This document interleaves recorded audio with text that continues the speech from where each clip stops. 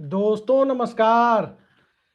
सत्ता में बैठे हुए व्यक्ति की राजनीतिक महत्वाकांक्षा की पूर्ति के लिए यदि संसद का इस्तेमाल बेरोक टोक किए जाने की प्रवृत्ति बढ़ती चली जाए तो कहीं ना कहीं सत्ता भी उसमें घिरने लगती है।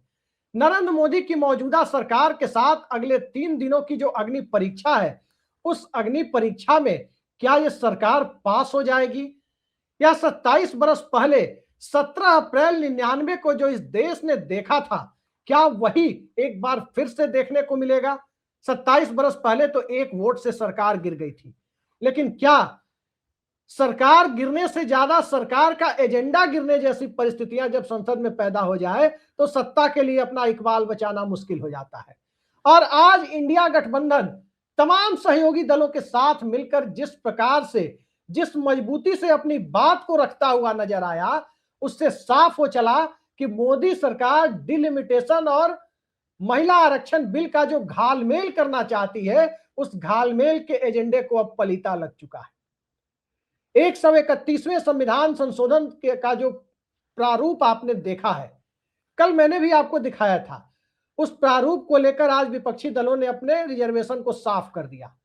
मल्लिकार्जुन खड़गे की अध्यक्षता में इंडिया गठबंधन के तमाम दल आज इकट्ठा हुए और एक स्वर में उन्होंने कहा कि मौजूदा स्वरूप में इस बिल को स्वीकार करने का कोई कारण नहीं है और इंडिया गठबंधन के तमाम दल संसद में इसका विरोध करेंगे।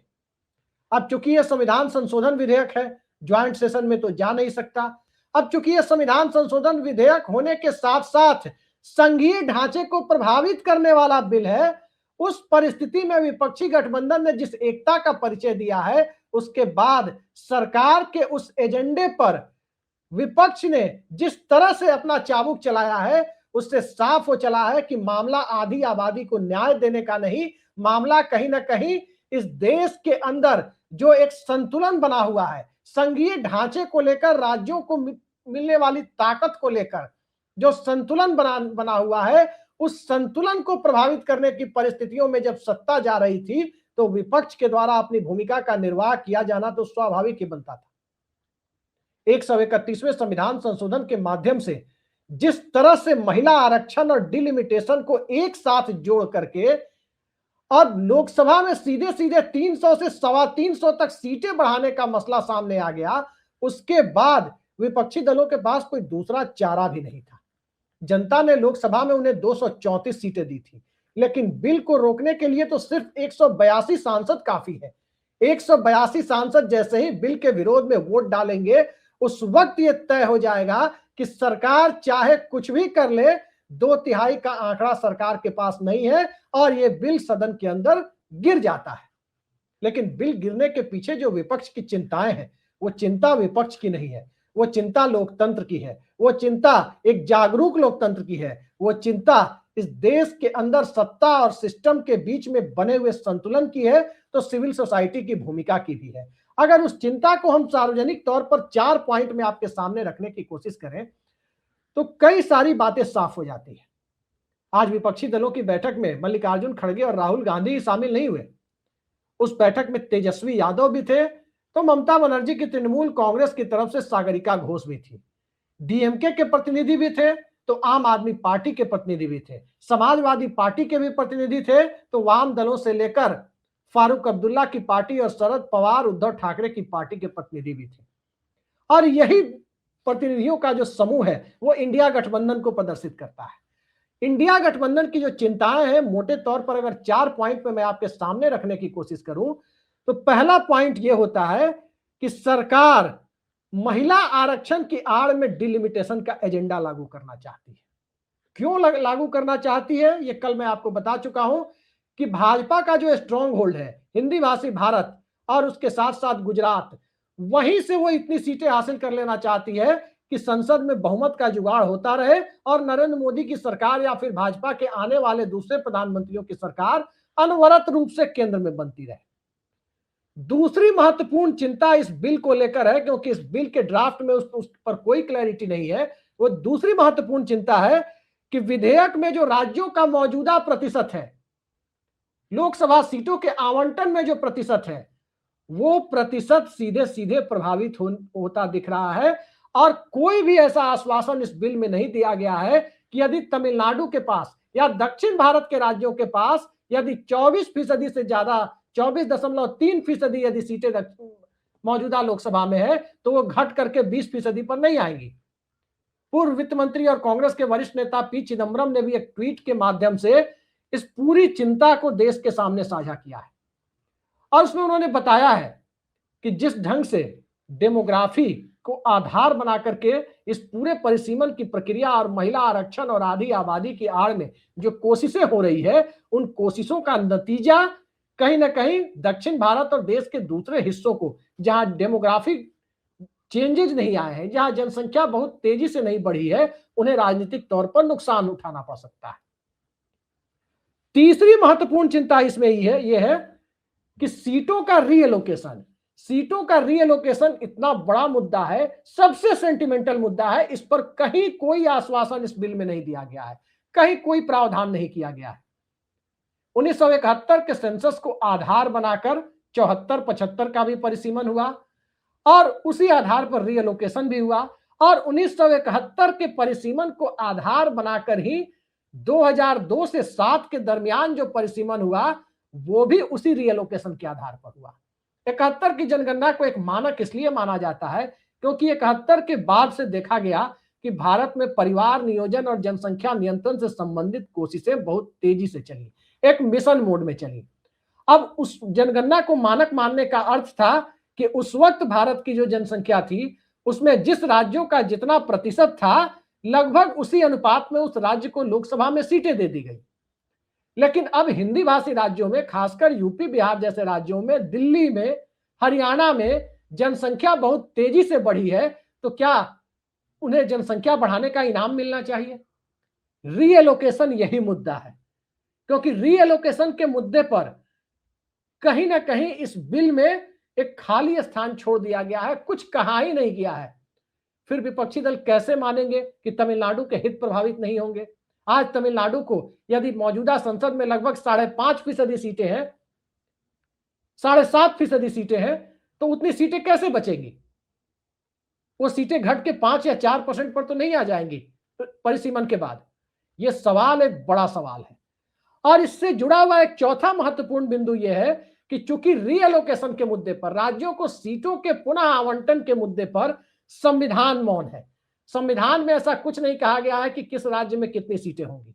संविधान में साफ साफ कहा गया है कि सरकार जब चाहे परिसीमन करा सकती है और परिसीमन में जनगणना को आधार बना सकती है, लेकिन परिसीमन विद इन द स्टेट हो, राज्यों के अंदर परिसीमन होना यह एक अलग चीज है और देशव्यापी स्तर पर सीटों का पुनः आवंटन या रीएलोकेशन ये बिल्कुल अलग चीज है।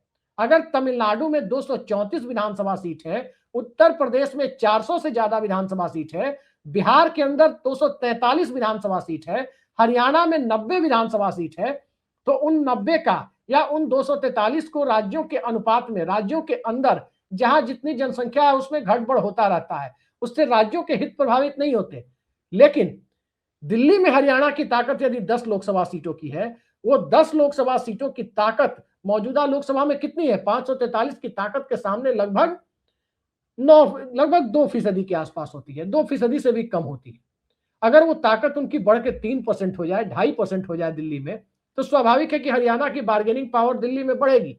लेकिन इसी अनुपात में केरल की, तमिलनाडु की, कर्नाटक की, तेलंगाना की, पूर्वोत्तर के राज्यों की, पश्चिम बंगाल की, उड़ीसा की ताकत यदि कम होती है तो उन राज्यों की बार्गेनिंग पावर और दिल्ली की सत्ता के सामने अपनी बात रखने की क्षमता कम हो जाएगी। और इन चारों पहलुओं को जब हम ध्यान रखते हैं तब एक बड़ा महत्वपूर्ण पहलू जो भारत का संविधान कहता है, स्पष्ट तौर पर कहता है, वो उसकी चर्चा करना जरूरी हो जाता है। वो पहलू दरअसल ये है कि परिसीमन आयोग की सिफारिशें यदि एक बार लागू हो गई, उसके बाद उसे देश के किसी भी न्यायालय में कोई चुनौती नहीं दी जा सकती। सरकार इस मामले का, इसी लूपहोल का फायदा उठाना चाहती है कि किसी तरह महिला आरक्षण के नाम पर, एक भावनात्मक मुद्दे के नाम पर विपक्ष को दबाने के लिए और दबाने के नाम पर आधी आबादी के वोट बैंक का ख्याल रखते हुए इस बिल को पास करा लिया जाए और फिर उसके बाद अपने तरीके से रीएलोकेशन करके जिसको जितनी सीटें देनी है, या आज की जनसंख्या के आलोक में, चाहे 2011 की जनसंख्या के आलोक में, या 2026-27 में जो भी जनगणना हो रही है, उस जनगणना की रिपोर्ट आने के बाद उस नए सेंसस के आलोक में राज्यों को सीटें आवंटित कर दी जाए। ये सारे ऐसे पहलू हैं जो इस देश के अंदर संघीय ढांचे को एक बेहद खतरनाक मोड़ पर लाकर खड़ा कर रहे हैं। राज्यों से विरोध की आवाजें उठनी शुरू हो गई है, और राज्यों से जब विरोध की आवाजें उठनी शुरू हुई है तो विरोध की इन लोकतांत्रिक आवाजों को कहीं ना कहीं धार देना सिर्फ विपक्ष का काम नहीं था। कायदे से भारतीय जनता पार्टी के राज्यों को भी इस पर सोचना चाहिए था। भारतीय जनता पार्टी के नेताओं को भी सत्ता की इस मंशा के खिलाफ सत्ता को अवगत कराना चाहिए था।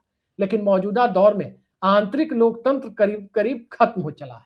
हर दल की यही स्थिति है, क्या कांग्रेस क्या भाजपा, जिसकी भी बात करें, इनर डेमोक्रेसी के नाम पर पार्टी के अंदर किसी भी पार्टी में कुछ बचा नहीं है। अब नरेंद्र मोदी और अमित शाह की जोड़ी जो कर रही है, केंद्र की सत्ता जो कर रही है, किसी भी भाजपा सांसद में, चाहे वो कर्नाटक के हो, चाहे वो उत्तर प्रदेश के हो, चाहे वो बिहार के हो, चाहे वो अरुणाचल प्रदेश के हो, किसी भी भाजपा सांसद के अंदर इतनी हिम्मत नहीं है कि वो मोदी सरकार के इस रुख पर सवाल उठा सके। जब दलों में आंतरिक लोकतंत्र होता है तब जवाहरलाल नेहरू के विजन के ऊपर, उनकी कार्यप्रणाली के ऊपर कांग्रेस के सांसद महावीर त्यागी खुलकर सवाल उठाते हैं। जब दलों में आंतरिक लोकतंत्र होता है तब अटल बिहारी वाजपेयी की नीतियों पर खुलकर गोविंदाचार्य सवाल उठाते हैं।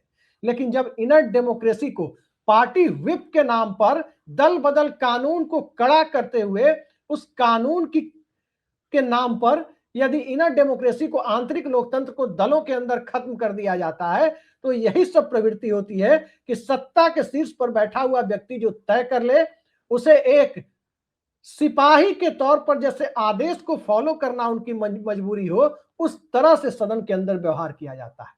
संसद इसके लिए नहीं बना था, लेकिन आज की तारीख में संसद का इस्तेमाल इसी तरह हो रहा है। विपक्ष भी अपने सांसदों को व्हिप के माध्यम से ही बांध रहा है, उसकी भी मजबूरी है, क्योंकि जो संघीय ढांचे के विरुद्ध जो एंटी यूनियनिस्टिक फीचर या एंटी फेडरल स्ट्रक्चर जिसे आप कह सकते हैं, ऐसा कोई भी बिल या ऐसा कोई भी कानून अगर आता है, उस कानून के खिलाफ देश को जागरूक करने के लिए जो प्रक्रिया होती है, अब कार्यकर्ताओं के लेवल पे तो कांग्रेस पार्टी में इतनी ताकत हिंदी भाषी भारत में बची नहीं है कि वो जागरूक कर सके।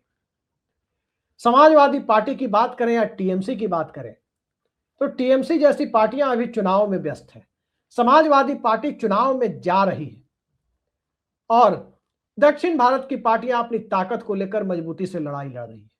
ऑब्जेक्टिव सबके एक है, लेकिन जनता के बीच मुद्दों को लेकर जागरूक करने के लिए जो पार्टी के अंदर मशीनरी चाहिए, उस मशीनरी का अभाव इन दलों में है, जिसका नतीजा यह है कि भारतीय जनता पार्टी मौजूदा दौर में जो चाहे वो करना चाहती है।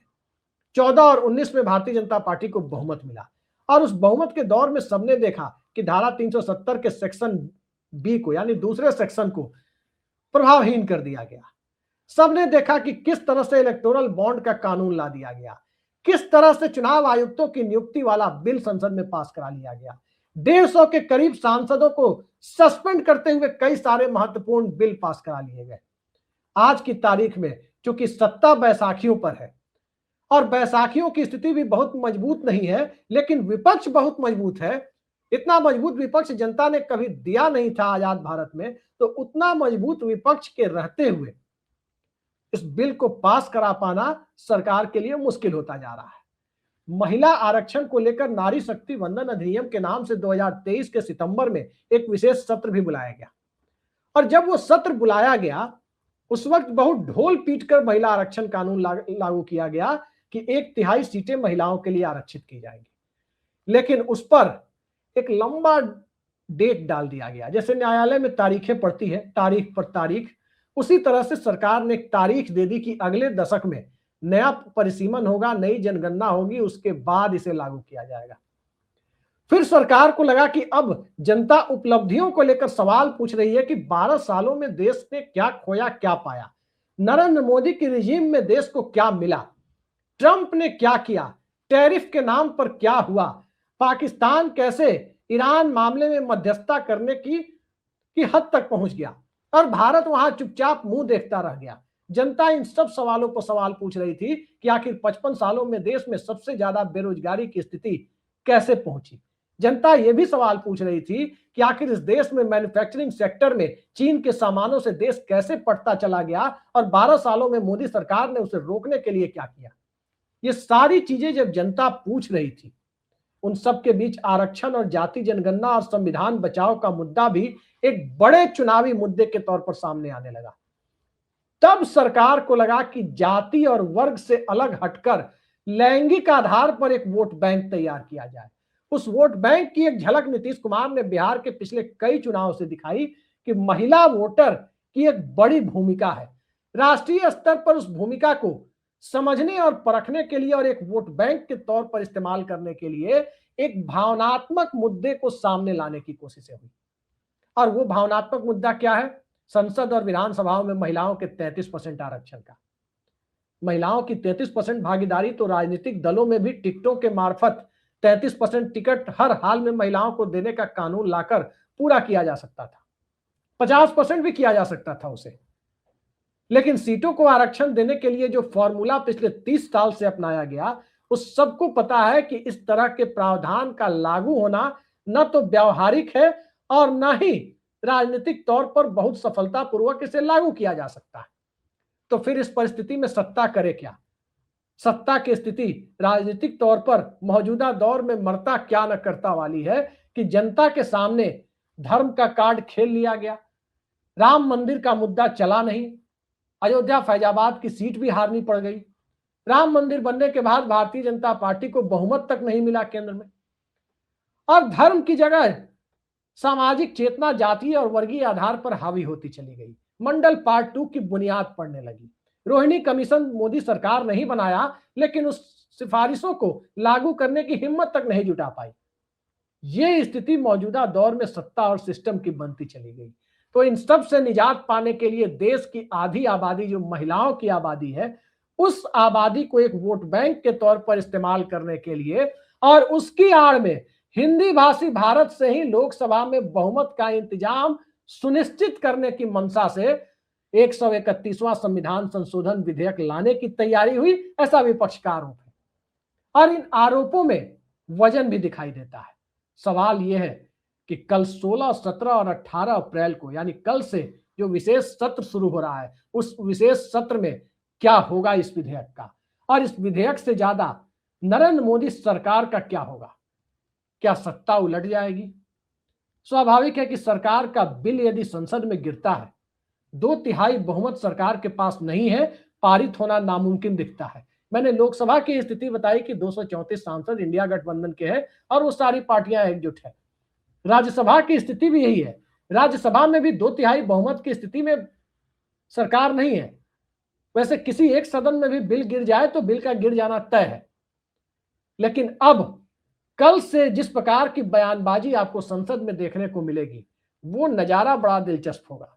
भारतीय जनता पार्टी के नेताओं के भाषण यदि आप सुनेंगे संसद में, उनके सांसदों की स्पीच अगर आप सुनेंगे, बिल के प्रावधानों को लेकर कोई चर्चा अगर आपको होती हुई नजर आए तो हमें कमेंट बॉक्स में जरूर बताइएगा। ज्यादातर चर्चा इस बात पर होगी कि कौन कौन सा राजनीतिक दल महिलाओं को न्याय नहीं देना चाहता, महिलाओं की भागीदारी को सुनिश्चित नहीं करना चाहता। आरोप प्रत्यारोप की भूमिका इस रूप में तैयार की जाएगी जिसकी कोई कल्पना नहीं है, लेकिन हकीकत इससे परे है। न्याय देना यदि सरकार का काम होता तो जिस वक्त नरेंद्र मोदी सरकार को लोकसभा में उनके एनडीए गठबंधन को 353 सीटें थी, यानी 2/3 बहुमत से केवल 9 सीटें कम थी, उस वक्त ये विधेयक क्यों नहीं लाए थे? उस वक्त तो बीजू जनता दल तमाम मुद्दों पर उनका समर्थन कर रही थी और बहुत आराम से भारतीय जनता पार्टी जो 362 सीटें 2/3 बहुमत के लिए लोकसभा में चाहिए, वो बहुत आराम से हासिल कर रहे थे। लेकिन उस वक्त तो इस सरकार ने ऐसी कोई जल्दबाजी नहीं दिखाई। आज जब सत्ता फंसी हुई है, सरकार को पता है कि इस बिल को पास कराना मुश्किल ही नहीं लगभग नामुमकिन सा काम है, फिर इस विधेयक को लाकर क्या सिर्फ आरोप प्रत्यारोप और ब्लेम गेम के लिए इसका पूरा इस्तेमाल किया जाएगा? पहली बात तो यह कि आदर्श आचार संहिता के दौर में वोटों को प्रभावित करने वाला कोई काम नहीं होना चाहिए। पश्चिम बंगाल में आधी आबादी को प्रभावित करने वाला काम क्यों हो रहा है? क्या ये टीएमसी को कटघरे में खड़ा करने की कोशिश है? लेकिन याद रखिए, राजनीतिक तौर पर बेहद जागरूक राज्य है पश्चिम बंगाल। वहां के वोटर्स को कम से कम इन सब मामलों में बरगलाया नहीं जा सकता। बहुत कोशिशें हुई बरगलाने की, टैगोर बनकर दिखाने की कोशिशें भी की गई, लेकिन टैगोर बनकर दिखाने की कोशिशें पश्चिम बंगाल के लोगों को अपमान की तरह ही दिख रही थी। उस वक्त भी नुकसान हुआ था, दीदी ओ दीदी वाला प्रयोजन भी फेल हो गया था। तो क्या कल संसद के अंदर जिस प्रकार से बिल गिरने की संभावना है, बिल के साथ मोदी सरकार गिरेगी या मोदी सरकार का इकबाल गिरेगा, मुद्दा ये नहीं है। मुद्दा दरअसल ये है कि सत्ता को बेहद अव्यावहारिक तरीके से संसद का इस्तेमाल भी अपने क्षुद्र राजनीतिक स्वार्थों की पूर्ति के लिए करना चाहिए। ये सवाल मैं आप सबसे पूछता हूं और मुझे उम्मीद है कि कमेंट बॉक्स में आप बताएंगे जरूर कि क्या संसद राजनीतिक तौर पर गोल सेट करने, अपने गोल पोस्ट को आगे बढ़ाने, अपने एजेंडे को फुलफिल करने का एकमात्र माध्यम है, या इस देश की जनता और अंतर्राष्ट्रीय मुद्दों पर भारत की स्थिति को सुनिश्चित करने और मजबूत करने का माध्यम है? जरूर इस पर आपकी तवज्जो चाहूंगा। आज के लिए इतना ही। नमस्कार।